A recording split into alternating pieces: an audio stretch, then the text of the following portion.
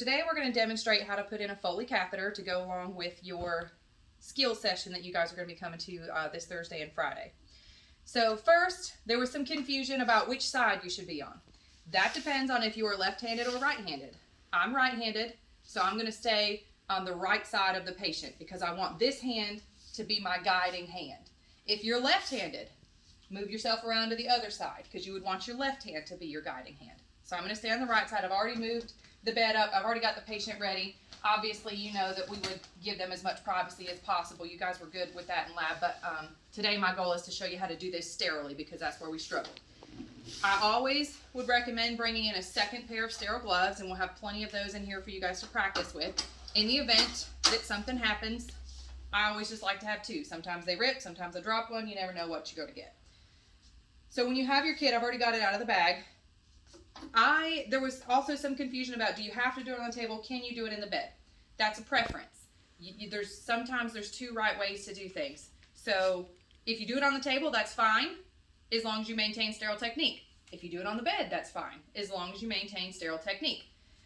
If you're going to do it on the bed, which is how I prefer to do it, but I'm not saying it's the only right way, I would make sure that the patient is able to hold their legs out of the way. They understand that I've got my sterile field in between their legs, because if they start touching it, it's broken, just like if somebody else were to touch it.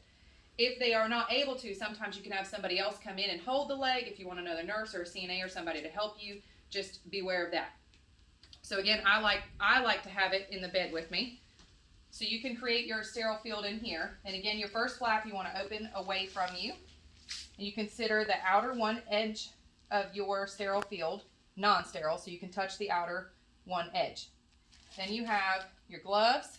I'm going to set those here so you can see. There was also some confusion with this.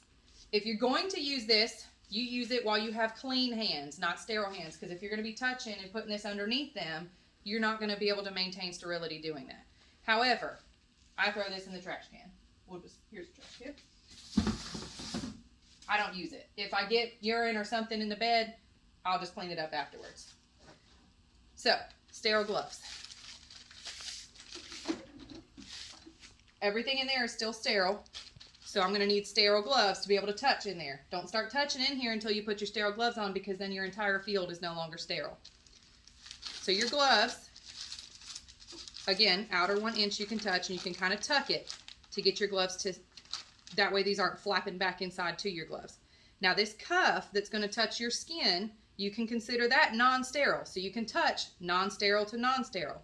So I'm going to pick it up by the cuff because that's what's going to touch my skin anyway. This outer piece is what's sterile. Okay? See how I'm only touching the cuff? Now, to make myself a little pocket here, because again, we're going to consider this cuff, the inside, what's going to touch your skin non-sterile, so I don't want to touch it with these fingers because these fingers are now sterile. But I can touch sterile to sterile, and then I can make myself a little pocket. Again, still sterile to sterile. And then, and if you get, your finger caught up or you miss a hole or whatever, now I'm sterile to sterile, so I can do whatever I need to do, and I'm still sterile. And I'm just going to leave that alone. A lot of you if you pick it up in the middle, technically it's still sterile, but I'm just going to leave it alone. I'm not even going to try to mess up my sterile field. I'm going to leave that there. I don't need it. Now that I'm sterile, I can touch all of my sterile supplies here. So I'm going to get everything ready. I'm going to open up my iodine solution, pour that over my cotton balls, trash. Then I'm going to, again, making sure that I'm staying within this outer 1 inch here for my sterile field. Then I'm going to go ahead and set up. We do not blow up the balloon anymore. We don't blow it up and then deflate it. Evidence-based practice has now shown that decreases the integrity of it. However, you can go ahead and get this ready for you. Okay? Then you get your lube ready. So you open that up, put that in there, get rid of that. Then I like to go ahead and just put my catheter in the lube to get it ready. And try not to have it wobbling all around, because if this touches their leg or touches something, that's not sterile anymore. So once I have everything ready to go in my sterile field, then you can designate a working hand. Get that to stay there. Once you designate a working hand, what I mean by that is I'm going to have one hand touching her. Once I designate that, this hand is no longer sterile. I can't use it for anything else. So I'm going to use this hand to pull her labia apart. And again, once you do this, if you let go and those labia touch, you've broken sterile field. So we're going to pull the labia apart. Then we're going to pick up our cotton balls that have our iodine.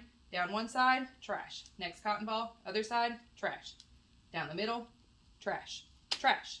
This hand's still sterile. Now I'm going to take my catheter that I've already got ready and all lubed up and ready to go. And now I'm ready to insert that. So I'm going to insert it until I see urine, and then I'm going to insert another maybe inch or two.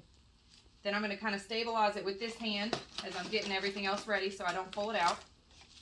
Now none of this is sterile anymore. The sterile part's done. I'm going to inflate the balloon. You shouldn't meet resistance doing this. I mean, you got to give a little pressure to do this. If you're meeting major resistance or your patient says, ow, you are likely still in the urethra. So stop what you're doing, deflate the balloon, and start over.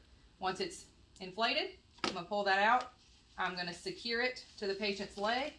And this has to be below the level of the waist. We're going to connect it to a non-movable part of the bed, such as the bed frame. And I don't have a stat lock in here, but I would use that to secure this and give it a little bit of slack so it's not pulling on her. So that is how we put in a Foley catheter sterilely. We're going to show you again in lab, and you're going to have the opportunity to practice on Thursday, and then you'll have the opportunity to demonstrate it back to an instructor one-on-one on Friday.